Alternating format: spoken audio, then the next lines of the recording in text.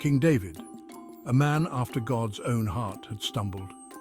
Despite his many virtues and his deep faith, he was not immune to the weaknesses that plague all humans. His journey, marked by triumphs and tribulations, had taken a dark turn. He had fallen prey to temptation, committing adultery with Bathsheba. This act was not just a momentary lapse in judgment, but a significant moral failing that would have far-reaching consequences. To cover his sin, he orchestrated the death of her husband, Uriah. This was a calculated and cold-blooded decision, one that compounded his initial wrongdoing with an even graver sin.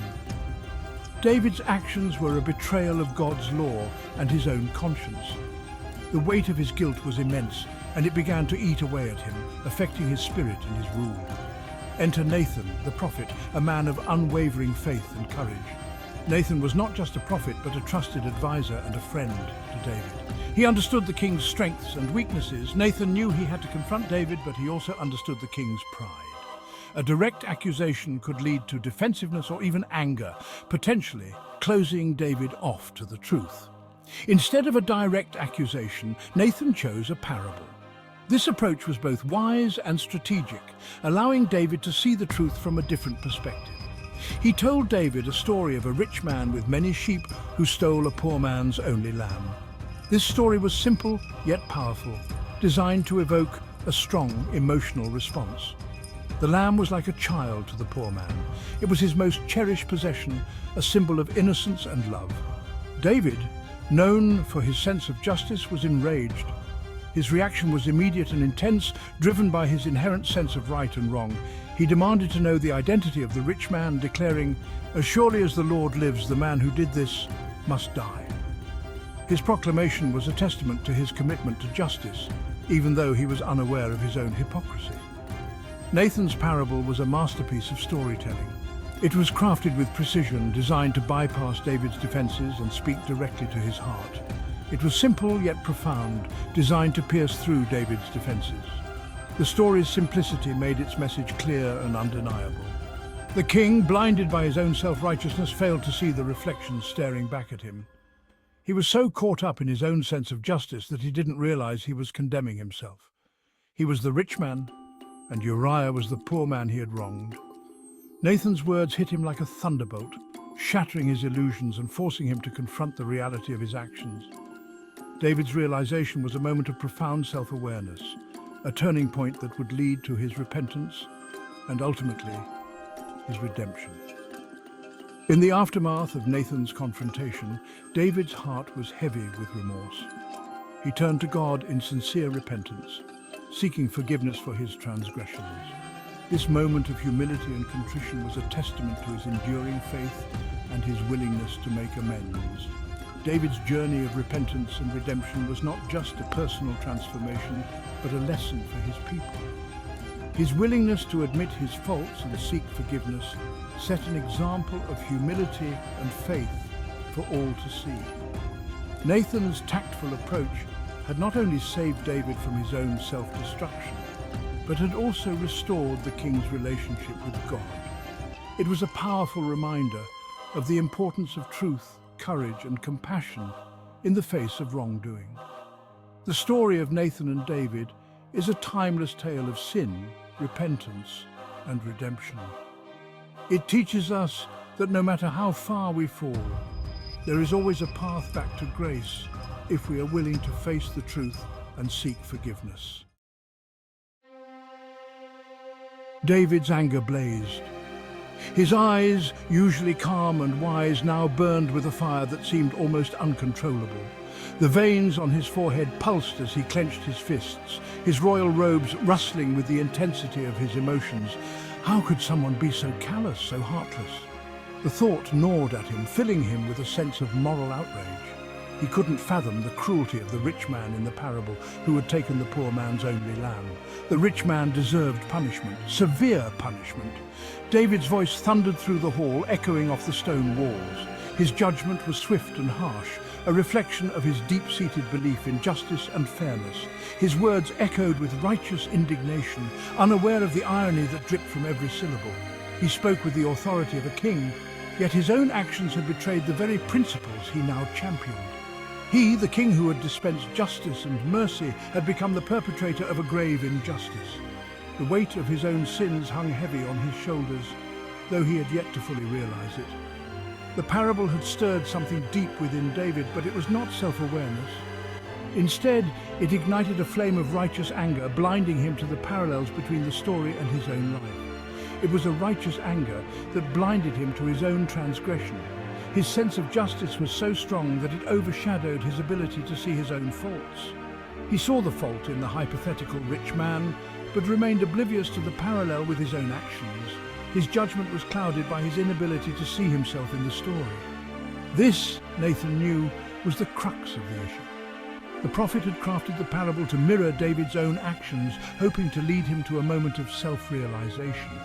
David, the shepherd king, had strayed far from the path of righteousness. Once a humble shepherd, he had allowed power and desire to lead him astray. He had allowed lust and deceit to cloud his judgment, leading him down a treacherous path. His desire for Bathsheba had set off a chain of events that culminated in betrayal and murder.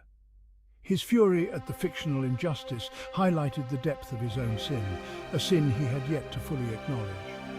The realization was slow to dawn, but when it did, it would bring with it a profound sense of remorse and a desire for redemption. As the weight of his actions began to settle on him, David would come to understand the true meaning of the parable. It was not just a story of another man's wrongdoing, but a mirror reflecting his own soul. Nathan's words were not just a rebuke, but a call to repentance. He offered David a path back to righteousness, a chance to atone for his sins and seek forgiveness. In the days that followed, David would pour out his heart in psalms of sorrow and repentance. His words would echo through the ages, a testament to his journey from sin to redemption. And so, from the depths of his blind spot, David would rise, a humbled king seeking a new beginning. His story would serve as a powerful reminder of the dangers of self-righteousness and the redemptive power of self-awareness and repentance. With a steady voice that echoed in the silence of the room, Nathan spoke the words that would shatter David's world. "You are the man." His voice carried the weight of divine judgment, a proclamation that cut through the air like a knife. The room, once filled with the murmurs of courtly life, fell into a profound silence, as if the very walls were holding their breath. The prophet's declaration hung in the air, sharp and piercing. It was not just a statement, it was an indictment, a revelation that laid bare the hidden sins of the king. Nathan's eyes bore into David's, unflinching and resolute, as if he were channeling the very voice of God. The blood drained from David's face, his anger replaced by a chilling realization. His mind raced, replaying the events that had led to this moment. The affair, the deceit, the murder, all of it now stood exposed under the harsh light of truth. David's heart pounded in his chest, each beat a reminder of his guilt. The parable, the righteous anger, the demand for justice, it all came crashing down upon him. The story Nathan had told of the rich man who took the poor man's only lamb was no longer just a tale. It was a mirror, reflecting David's own actions back at him with brutal clarity. He had been so quick to judge, so eager to condemn, not realizing that he was condemning himself. There was no escape, no denial. The truth was inescapable, a relentless force that cornered him, leaving no room for excuses or justifications. David felt the walls closing in, the weight of his sins pressing down on him like a physical burden. He was trapped, ensnared by his own actions. Nathan laid bare the truth, exposing the king's sin in all its ugliness. He spoke with a calm authority, his words precise and unyielding. There was no room for misinterpretation, no space for denial. Nathan's voice was the voice of conscience, a relentless reminder of the moral law that David had broken. The carefully constructed walls of David's self-deception crumbled, leaving him exposed and vulnerable. Each word from Nathan was a hammer blow, chipping away at the facade David had built around himself. The king, who had once seemed so powerful and invincible, now stood naked before the truth, his vulnerabilities laid bare for all to see. The weight of his actions, the gravity of his sin, pressed down on him with suffocating force. It was as if the very air had grown heavy, each breath a struggle.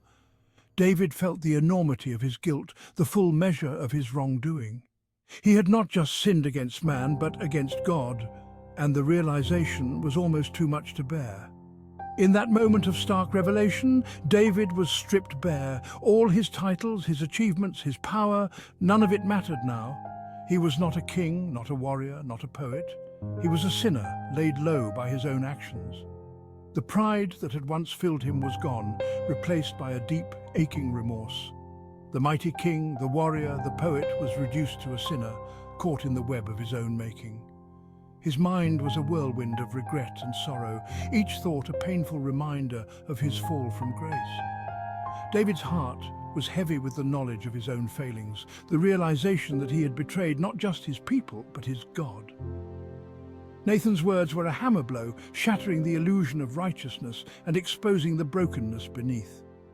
They were a call to repentance, a plea for David to turn back to the path of righteousness. The prophet's message was clear.